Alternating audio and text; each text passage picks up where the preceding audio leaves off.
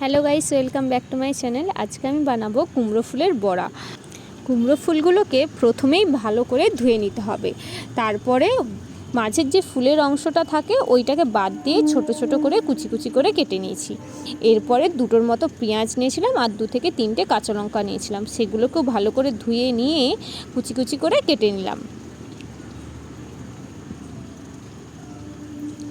এরপরে একটা পাত্রে সব কাটা জিনিসগুলোকে নিয়ে ওর মধ্যে গোটা জিরে, পরিমাণ মতো লবণ আর হলুদ আর বেসন দিয়ে দিলাম। এর মধ্যে কিন্তু কোনো এক্সট্রা করে জল অ্যাড করতে হবে না। ফুল থেকে যেই জলটা দেবে ওটাতেই এটা মাখানো হয়ে যাবে।